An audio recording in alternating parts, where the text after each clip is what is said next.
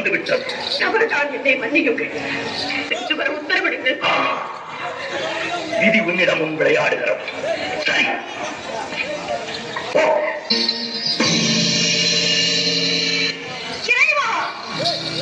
பிரபு, பரம்பொருளே, எங்கு வந்தாய்? எதற்காக வந்தாய்? எந்த முகத்தோடு என்னை பார்க்க வந்தாய்? என்னை மன்னித்து விடுங்கள். பெண் புத்தி பின்புத்தி என்ற சொல்லுக்கு இலக்கணம் கண்டுவிட்டேன். பாசத்திற்காக சென்று பலனை அனுபவித்து விட்டேன். போதும் நான் பட்டது அனைத்தும் மறந்து அடியாரை ஏற்றுக்கொள்ளும். என்னோடு சேர்ந்து வாழும் பாக்கியம் இனி உனக்கு கிடையாது. சோதித்தது போதும். இனி வேதனையை என்னால் தாழ முடியாது. ஏற்றுக்கொள்ளும். சக்தி, இரவை மறந்து தக்கன் நகர் என்ற பாசத்தால் தவறு செய்து விட்டாய். இதற்கு தக்க தண்டனை நீ என்னை பிரிந்திருக்க வேண்டியது. எதை பிரிந்து தனிமையில் இருக்க வேண்டாம். துறையில் எனக்கு தேவையில்லை.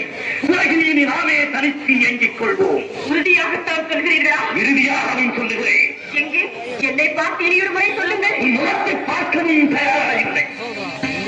ஈசனே, என் துணையின்றி உம்மால் ஒரு காலம் தனித்து இயங்க முடியாது என்பதை நன்றாக நினைவில் வைத்துக் கொள்ளும். சக்தி, ஆணவத்தால் அழியாதே. சர்வம் சிவமயம். சப்தரிஷிகள், பூதகணங்கள் மற்றும் உங்கள் சகாக்கள் அனைவரையும் அழைத்து கேளுங்கள். சக்தி இல்லையே சிவம் இல்லை என்று தக்க பதில் கூறுவார்கள். வார்த்தைகள் பேசாதே.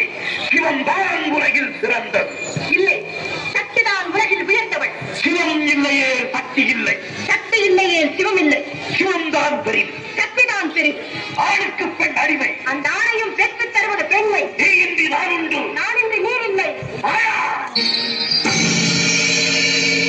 மாமனே, அறிந்தும் அறியாதவர் போல் எதற்காக இந்த நாடகம் ஆடுகிறது?